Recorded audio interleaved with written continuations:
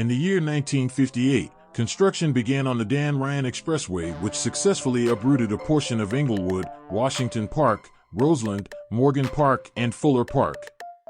This mainly affected the impoverished African American community in these neighborhoods, all by design. Many impoverished African Americans had to move in a pinch, and areas like Englewood and Northern Hyde Park was all that was available and affordable. These mostly white areas became further enraged, and the racial differences went full scale. This is when Laverne gathered many African American youths in the Englewood and Northern Hyde Park areas, mostly consisting of boys between the ages of 11 to 13 years old, alongside the Englewood Boys and 75th Street Brims, who were older boys. I am not positive, but it is possible Laverne and another named Richard Champstrong were possible members of the Englewood Boys or the Brims. It became decided to come together as one major force to battle these racial issues, but to also deal with the aggressive Egyptian Cobras that were now growing in the Englewood and Hyde Park areas. The Cobras were another African American gang that started in 1958 and were aggressively growing on the South Side. The boys decided to flip through the Holy Bible to get ideas, and that's when it dawned on them to use the name Disciple in their title. The boys then added on the prefix Devils to give the name an intimidating edge to it.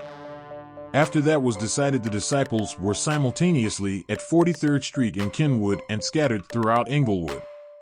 A disciples group known as the East Side Disciples was the group that started at 43rd and spread all the way south into Hyde Park to 53rd and Kimbark. 53rd and Kimbark became East Side Disciple headquarters and basically the headquarters for all citywide disciples. However, Englewood disciples tended to gather at 63rd and Stewart. The disciples created the symbols of the Star of David, pitchfork, and devil's tail with devil horns when they formed in 1958. The first arch enemy of the disciple was the Sons of Italy, which was a white gang of greasers in Englewood and one of the more powerful South Side greaser gangs. The Sons of Italy objected to the neighborhood changing from white to black and would take out frustrations on black youths. Disciples also fought with other black gangs in Englewood like the Egyptian Cobras that moved to the neighborhood from Fuller Park in 1958.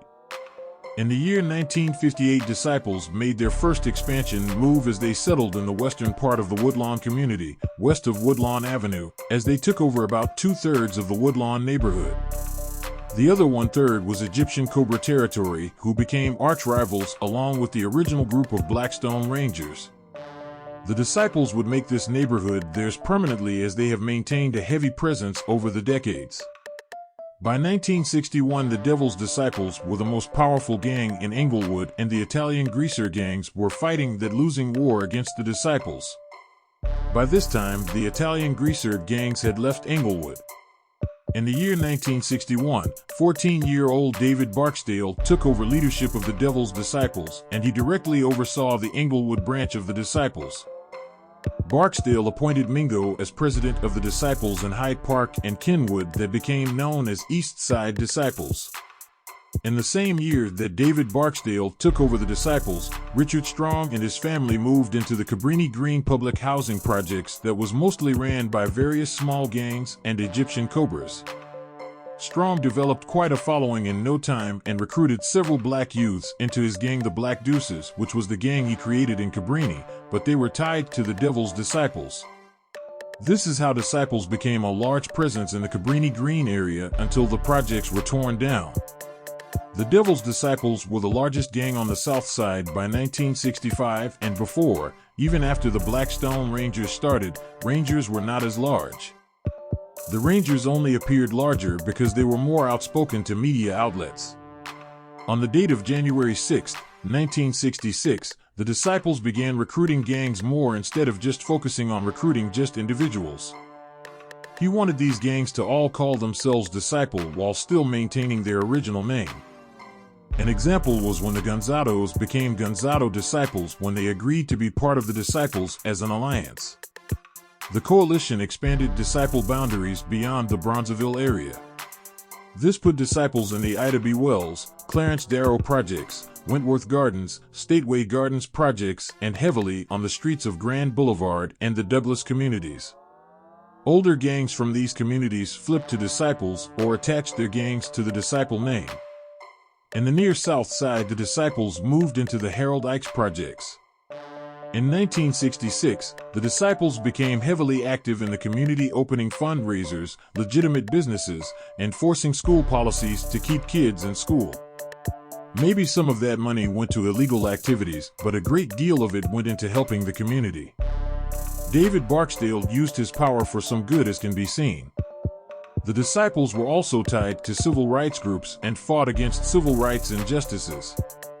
In that summer of 1966, Disciples even tried a peace treaty with the Rangers. This didn't last, but at least there was a large attempt. In the year 1967, the Woodlawn organization was awarded over $927,000 to be handed out to the Blackstone Rangers and the Black Disciples to operate job training centers for neighborhood youths in Woodlawn. All Disciples and Rangers involved were paid a salary to be instructors of this program despite the lack of training. Disciples received about $360,000 of this money for the program. In these programs, there were both Disciple and Ranger instructors and students in these classrooms. Sometimes gang fights happened in the classes. Black P-Stones and Disciples squashed their war in May of 1968, and it lasted for days until May 8th. David Barksdale was out around 65th and Ellis in the Woodlawn area when detectives showed up to talk to him. Barksdale told the cops that the Ellis Rebel Stones, the only Stone group in West Woodlawn, was out to kill him. He did a test and led the cops to the end of an alley, and sure enough, the Stones opened fire and shot at David. The Stones were then arrested, but this also ended the peace treaty. In the year 1968, war began between the Disciples and Supreme Gangster allied gangs, especially with the Supreme Gangsters. Larry Hoover became the target for assassination attempts. He was shot on 2 occasions. Then, on September 4, 1968, a third attempt was made on him. On this day, Englewood was on high alert as Disciples, Gangsters, and Stones were packing guns and ready to shoot each other. At Parker High School, members of the Supreme Gangsters and Disciples were especially ready to get into drama against each other. Barron Disciple member James Highsmith and Disciple co-founder Leonard Longstreet entered Parker High School even though they weren't students. The two spotted Larry Hoover standing outside of the principal's office, and Highsmith walked past him with a smile as Longstreet shouted out, "Burn him!" Highsmith pulled out a .32 pistol and shot Larry Hoover and 2 others nearby. No one was killed, but Highsmith was convicted of the shooting and sentenced to 1 to 5 years. During this same year of 1968, Jeff Fort and the Black P-Stones were raking in thousands of dollars in government grant money, after projecting the public appearance as a community youth group in need of funding to help poverty. The money went to a lot of good and helped open legitimate businesses that helped young blacks. But on the other side of it, some of the money was used for illegal activities, and this caught the attention of the FBI that began investigations. The same groups that granted money to the Stones also gave money to the Disciples as well. The Disciples did not stick their necks out as much for the money and received the money as a default, because the gang apologists and liberal groups wanted to give money to the rivals of the Stones too. When Stones were questioned about who their worst rival is, they pointed to the Disciples, and that prompted these groups to line the pockets of the Disciples as well, many of times without Disciples even asking for the money. Disciples used a lot of this money for good, just like the Stones, as they opened legit businesses and created programs to help black youths on the South Side, just like how the Vice Lords and Stones were doing. Just like Vice Lords and Stones, the Disciples fell under FBI investigation for mismanaging those funds for illegal activities such as buying drugs and guns. The Disciples' involvement with mismanaging these funds was not much in the newspaper because of their lower profile activities, and the Disciples didn't trust the white man and the social case workers.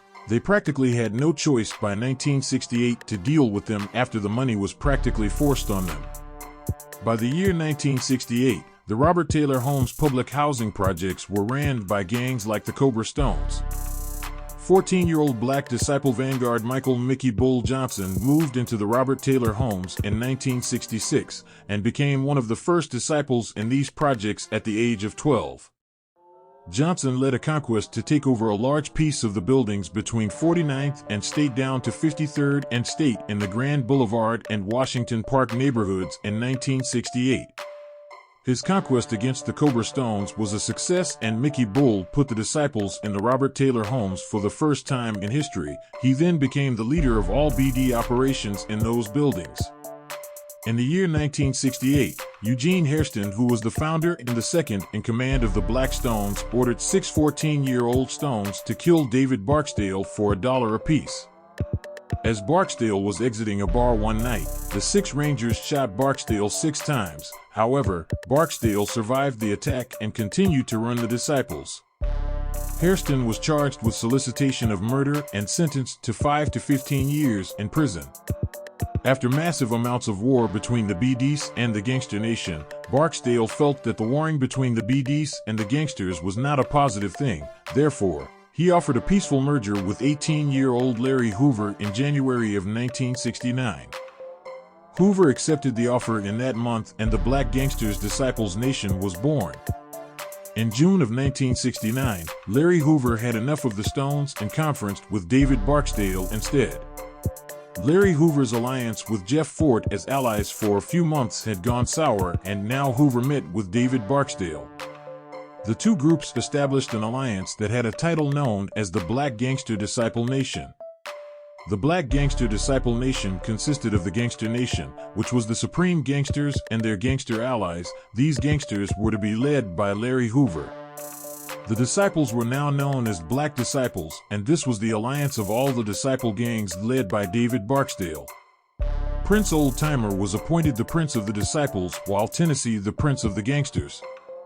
Again, this was still just an alliance, but it was a combined concept alliance, unlike the one between the Stones and the Gangsters. All disciple gangs and gangster gangs were all Black Gangster Disciples. Many disciples and gangsters just considered themselves BGDs or Black Gangster Disciples when this alliance was first established, and didn't even refer to themselves as Black Disciples or Gangsters. They fell in love with the BGD title. In the year 1971, the disciples began to fall into disorganization, and groups of disciples began not honoring the BGDN and even feuded with other disciple groups. There were those that wanted to overthrow Larry Hoover, and there were others that were disciples that didn't like the gangsters because of the old war with the gangsters. There were also some groups that had self-interest in mind, rebelling against leadership. By November 5, 1973, Hoover was sentenced to 150 to 200 years in prison in Statesville Correctional Facility in Crest Hill, Illinois. As Larry Hoover was now sitting in prison, David Barksdale's health was declining due to complications from previously being shot by the Black Stone kids a few years before. David Barksdale's kidneys were slowly shutting down. David Barksdale succumbed to his illness and died on September 2, 1974. The fond memory would live on of King David as a positive leader that truly worked to better lives for disciples and many people in his communities. In the Robert Taylor homes, Mickey Bull was advancing in rank as a top vanguard and was still running the buildings between 49th Street and 51st Street, especially the 5 white buildings at 51st and State and the red buildings on 49th. He was put in prison in 1973 for manslaughter charges, then was released in 1975. Now by the summer of 1976, he had enough power to order deeds he needed to be done. In July 1976, Todd White had stopped in the Robert Taylors by the 4844 South State Street building. White was not known around there and was wearing fancy clothes and drove a nice car. Mickey Bull and Thaddeus Terrell saw the man and saw an opportunity to rob White. Mickey Bull approached White while Terrell walked up and put a pistol to White's temple and told him to give them all his money. White said he had no money, and Bull searched him and found nothing. Bull then grabbed the man by his necktie and dragged him across the street. White gave a wisecrack saying, "I told you I didn't have any money." Then he twisted away and started to run. Bull was enraged because the man not only got physical and started running, but also because of his wisecrack. But Bull did not have to shoot White. Instead, he told Terrell to do it. Terrell then fired one shot right through White's chest. Mickey then said, "Pop him again, make sure he's dead." After the incident, both Terrell and Johnson were charged with murder. Even though Bull was still on parole for the 1973 manslaughter, he was only given 5 years for the murder and was back out in Robert Taylor by 1977. Mickey Bull was incarcerated again in the late 1970s. Before Bull went into prison, he managed to convince several members of the Mickey Cobras from a 49th and State Street Robert Taylor building to become Black Disciples. These Mickey Cobras were known as the Fidel Castro Mickey Cobras. The building that was taken was the 4844 building. In the year 1981, Mickey Bull was released from prison and was given a new rank as bishop, which was a very high position. Jerome Freeman was also released that same year. Mickey Johnson was like a prophet that informed all disciples that they were just Black disciples, and it was no longer the name of the Alliance, and all the gangs that had been under it were only to be known as Black Disciples. All those that were gangsters or were disciples that represented the BGD banner for over a decade would become part of the Black Gangster Disciple Gang. This is how the gangsters ended up being the larger force on the streets because of all the many disciple groups that loved the BGD banner. These new ways and the removal of the BGDN alliance brought great peace between BDs and BGDs in 1981 for years, as the Folk Alliance still bound them together.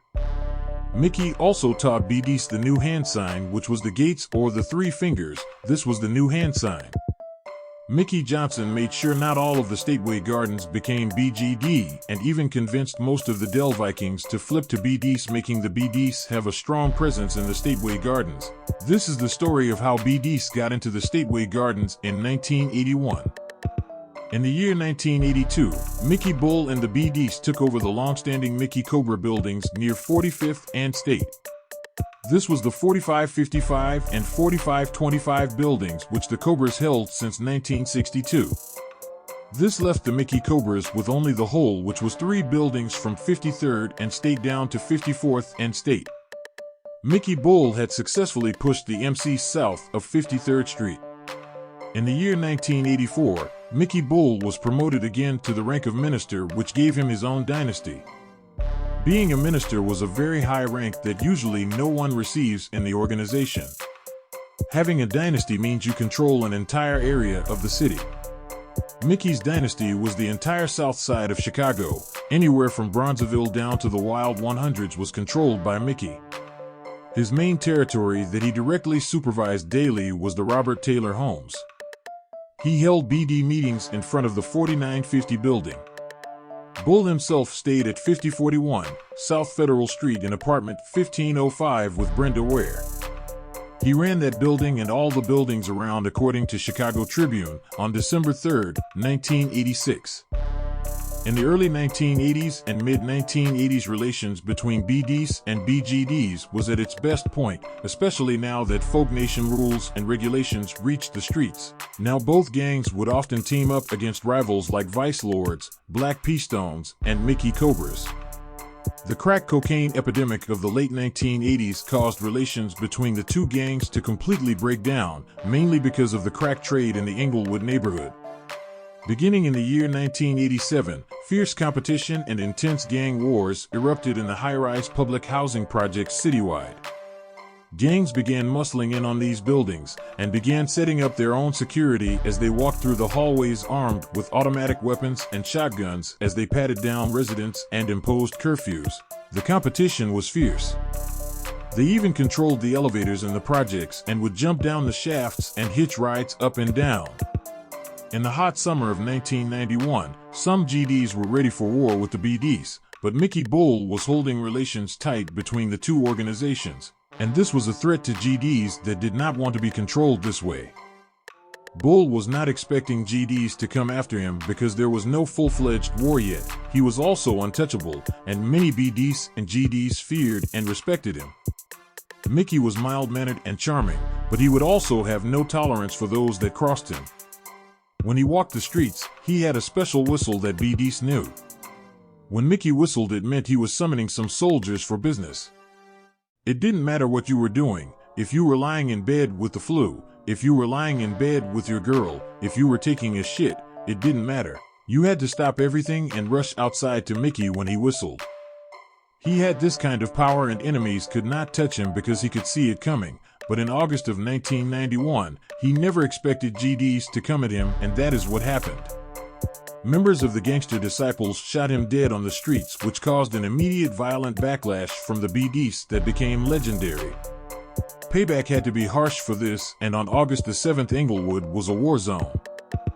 By August of 1991, during one of the hottest and driest summers in Chicago history, the feuding between GDs and BDs was taken to a new level because of the death of Mickey Bull. On August 7, 1991, the Black Disciples murdered 3 members of the Gangsters Disciples in cold blood on that hot August Wednesday night. The murders were done out of a taxicab. Yes, a taxicab. The BDs actually shot them from a taxicab, which is one of the craziest ways a gang could do a hit on someone. The problems all started that day at 66th and Peoria at the apartments at 6556 South Peoria Street, when Tojo, a Black Disciple, came pulling up in the afternoon and taunted 3 Gangster Disciples members by throwing up the BD gang sign. One of the GDs, Kevin Gibbs, threw up a sign and shouted BDK, and Tojo said GDK. Then someone inside the building shot at Tojo and he started to drive off, but stopped real quick to say he would be back later. Later that night at 11 p.m. the Gangsters Disciples were back out there selling drugs on that corner when a red and white taxicab drove up with a red LeBaron. Both vehicles then stopped and one of the windows on the taxicab rolled down and a barrel of a gun appeared as the shooting suddenly started. All 3 Gangster Disciples were shot, but 2 of them survived while the other died. A little while later at 618 West 71st Street, out in front of a Submarine sandwich shop, another shooting happened in which 3 Gangsters Disciples were shot again. 2 of them ended up dying at that corner. The taxicab was apparently stolen to be used in this shooting, perhaps as a diversion. After all, who would expect a taxi to pull up and start shooting? Between 1991 and 1994, the south side of Chicago was in a state of intense warfare between GDs and BDs. Gang members from both gangs basically said you couldn't go anywhere during that time. It was not until 1994, when Marvel Thompson stepped in after he was cleared on a murder charge, that the violence between GDs and BDs settled down for a short time. But in 1994 the war became permanent between GDs and BDs, as Black Gangster Disciples were now officially known as Gangster Disciples. There's a popular story of a young BD named Yummy who was murdered by his fellow BDs. In other words, he was backdoored. Yummy was a young 11-year-old fresh new recruit to the BDs in 1994. Yummy was a kid that used to steal cars and break into houses since he was 8 years old. Law enforcement could not put him in juvenile detention because he was too young, and he could not go to any more foster homes because he was too violent. In August 1994, the Black Disciples had him kill some rival GDs. Yummy blasted a 9mm pistol into a crowd of kids and accidentally killed young 14-year-old Siobhan Dean. The murder brought a lot of public outcry and attention to the Black Disciples. The BDs feared that this young of a member would snitch if he were caught by the police. Yummy's 14 and 16-year-old fellow BDs lured him to a viaduct underpass, had him get on his knees, then pumped 2 bullets in the back of his head. The 2 BDs were then convicted of the murder, and a lot of attention ended up on the Black Disciples over this issue for a few years to come, despite the BD leaders' attempt to cover this up. The BDs grew incredibly in the 1990s and 2000s decade as they climbed up to becoming one of the top 10 largest gangs in Chicagoland, with members in other states and scattered all over the suburbs. Violent gang wars erupted in the Robert Taylor and Stateway Gardens projects as gunfire echoed day and night, mainly between BDs and GDs. Both gangs exercised majority control of both public housing high-rise complexes, and other gangs had a very small piece of these buildings. Therefore, the BDs and GDs were each other's biggest competition in these projects. The BDs showed their muscle against the larger enemy and showed relentless pursuit of violence against their foes, which gained them a massive reputation, causing many starry-eyed young black youths to want to join the gang as they grew to over 6,000 members. In 1991, the Black Disciples took over the 16-story high-rise Randolph Tower Housing Authority complex located in the Washington Park neighborhood, which was located at 6217 South Calumet Avenue. This large building the BDs nicknamed the Castle, where they set up a complex $45,000 a day to as much as $300,000 a day crack cocaine and heroin operation in this tower. The tower was run by Marvel Thompson and residents, and anyone was searched at the front door by armed BD guards with automatic weapons and shotguns. This operation was incredibly complex, as money from drug profits was even laundered and invested into an Atlanta nightclub, apartment buildings, and even into the rap label MOB. Black Disciple snipers were posted on the roof of the buildings, equipped with high-powered and complex sniper rifles, while they wore night vision goggles at night so they could spot enemy gang members and pick them off. The building was not friendly to police officers, and Chicago police stayed away, especially after one incident where an undercover officer entered the building, and as he was patted down, a bulletproof vest was discovered. As he tried to run, a BD pulled out his pistol and shot the officer in the back, but the officer survived. The BDs even became so bold that they hijacked the WCFL 104.7 radio frequency that was a frequency owned by a Christian radio station in the suburb of Morris. Once you arrived in Chicago city limits, the frequency was playing gangster rap music that was described by the Chicago Tribune article I got all this info from as having lots of foul language. The frequency owners were shocked when they drove to Midway Airport and the music suddenly took over. The frequency was also said to be used to communicate with the tower to alert the gang of any possible threats coming. In 2004, a massive raid by the police swept through this complex as several members were arrested. In the aftermath, it was decided the best way to stop the dealings at this complex was to tear the complex down, and in 2004 the buildings were razed. The tower was the largest drug operation the Black Disciples had ever ran, but the gang would continue to grow and open new ventures regardless. The Black Disciples have grown to over 6,000 members. In 2005, Jerome "Shorty" Freeman was released from prison after being put away for 16 years. In 2011, Shorty died of health issues at the age of 60.